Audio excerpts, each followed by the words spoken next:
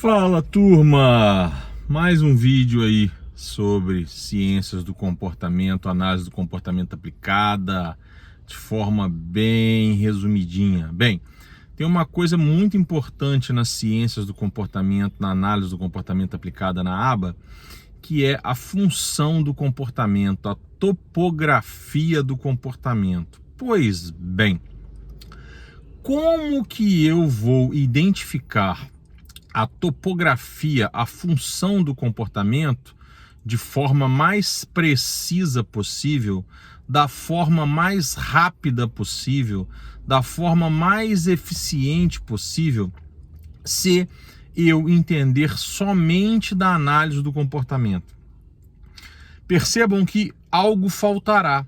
Pois bem, se eu, além de entender da análise do comportamento funcional, da topografia do comportamento, se eu tiver feito uma boa avaliação, se eu tiver conhecimentos sólidos dos princípios, etc., ainda assim vai me faltar entender do contexto que eu estou aplicando a análise do comportamento. Vai me faltar entender da natureza de determinados comportamentos, principalmente quando eu quiser observar, aferir comportamentos que o Skinner chamou de privado, que são os comportamentos internos, comportamentos privados. Pois bem, a análise do comportamento aplicada à gerontologia comportamental, a análise do comportamento aplicada aos esportes, a análise do comportamento aplicada ao marketing, aos consumidores, às empresas, não é? A OBM, a OB, etc. A análise do comportamento aplicada ao autismo, ao TDAH, aos distúrbios do sono e por aí nós vamos. Se eu nunca pratiquei esportes, hipoteticamente, se eu não entendo nada daquele contexto dos atletas de esportes da natação, se eu nunca lidei com idosos, se eu não sei quais são as comorbidades mais comuns nos idosos, se eu não entendo nada de gestão de empresas, de RH, de gestão de pessoas, se eu não entendo nada de comportamento do consumidor, a minha aplicação, a minha análise do comportamento vai ficar capenga.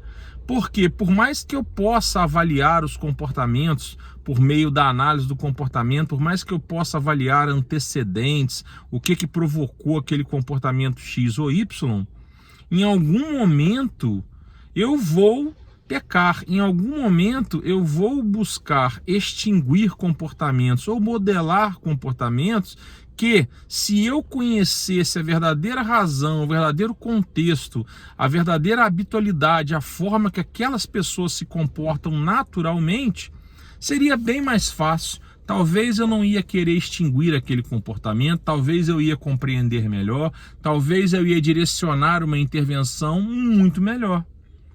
E esse é um grande problema dos analistas do comportamento, não conhecer os contextos que eles atuam, não entenderem de transtornos do neurodesenvolvimento, especificamente do autismo, não entenderem de desenvolvimento infantil, não entenderem de educação, de sistema educacional, de ambiente escolar, etc.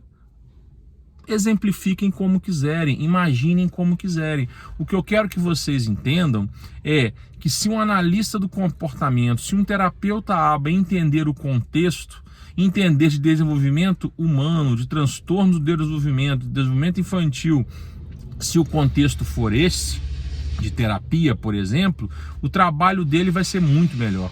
Ele vai identificar com muito mais precisão a função do comportamento, ele vai identificar com muito mais celeridade o porquê do comportamento, ele vai indicar e observar e sugerir intervenções e programas muito mais adequados e que terão muito mais sucesso para o contexto X ou Y.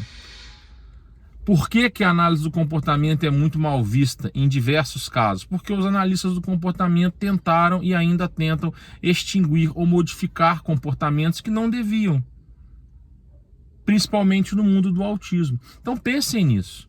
Quer trabalhar com análise do comportamento? Em qual contexto? Entenda de análise do comportamento, mas entenda do contexto também.